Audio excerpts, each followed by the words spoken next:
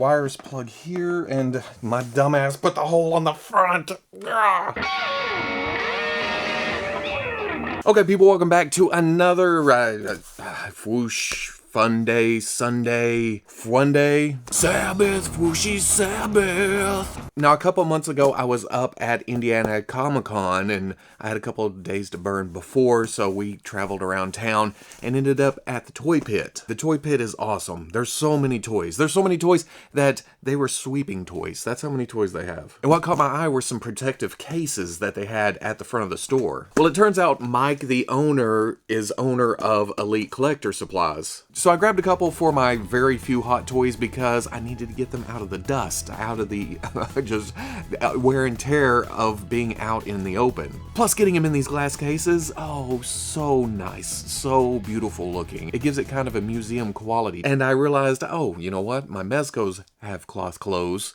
I need to get those out of the way too. So I went ahead and got the Elite Case E-04. Now this is shorter, it's wider, it looks more like a fish tank, but it has a riser in it. I'm gonna open this baby up, see what's going on. The thing that surprised me about the first two cases, they were easy to put together, and they're easy to maintain. Pieces of plexi. That's probably the mirror on the back right there. A cloth to clean the plexiglass without scratching it. Instructions to put it all together. The top and bottom pieces. Here's the clear plastic riser to get the figures behind up higher so you can see them over the front row. Styrofoam. The plug-in and the wiring is for the LEDs built into the base here. There is also LED strips on that, so you're gonna get light from top and bottom. There's a clear protective film. Keeps it black, keeps it glossy, keeps it protected. Now, just in case there's a problem with any of the electronics inside the base, there are screws here so you can take it apart. There's the plug to get it electrified. On all the plexiglass pieces, again, clear film, keep it protected.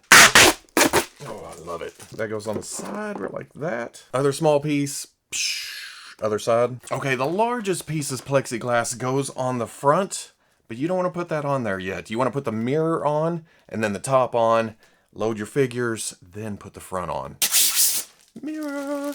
That goes in the back like so. And then wish you had 5 hands. Oh, I put it upside down again, didn't I? This has rubber little nubs on it, and that goes on bottom, of course, so the logo itself goes on bottom. But I'm going to go ahead and put it together.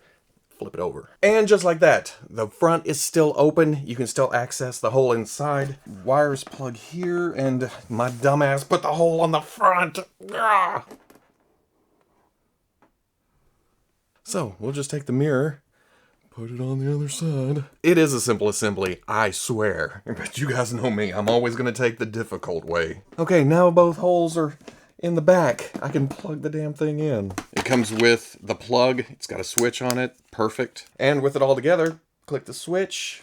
Oh, again, you get a nice lighting, both top and bottom. And because the riser is clear plexi, bent at 290-degree angles, it's not going to block any of that light. In fact, it's going to shine up, still under, and from the back for figures in front of it. I'll get figures in here in a minute. I'll show you what it looks like on the shelf, all put together with my Mezcos and such. But after you put the figures in there, the easiest way to close it off is to put the front piece in the bottom and then just barely raise the top up, bring it in, and then let it fall down on it.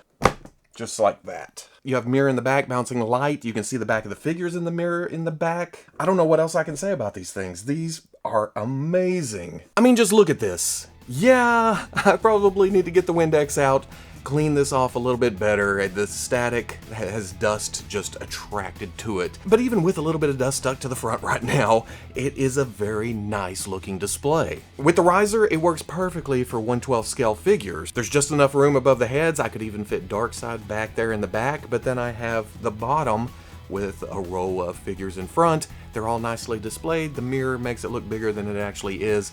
It's a museum. That's what keeps coming into my brain. Museum. But without the clear riser in it, you could probably fit 4 or 5 Hot Toys in here snugly. You'd have light behind them. You'd have light in front of them. I mean, they're $250 and up action figures. They should be nicely displayed. And with me not having an IKEA around or the room for detolfs, these work perfectly because I can stick them away over here or on top of this cabinet or over here on a table all over the house. And I can just leave it. I know my figures are protected. I can flip the lights on every now and then. Well, with LEDs, I can leave them on most of the time. And you just walk by, gaze lovingly at my action figures. Now, going and ordering Elite Collector supplies, you may look at the price tag and go, ooh, oh my God, that's a little bit expensive. But you know what? I just put over $1,000 worth of action figures in that case. I know they're protected. In my brain, that works out. It's worth it. Because there's nothing like living in the country, coming back to a Hot Toys or Mezco figure several months later, and there's like dust on it, and you go to wipe it off, but it's cloth, and it feels like it's stuck on there, and you're trying to get it cleaned up, and you're like, oh, my $80, my $250, my $350 action figure is now dirty. It's just worth it to me. You have to decide for yourself. So, if you like this Sunday Fwooshy fun day, Sabbath, Fwooshy Sabbath, comment, let me know if you like Sundays being kind of a laid back day of building model kits or putting cases together or looking at odd stuff that's not quite action figures. I'll catch you on the Fwoosh.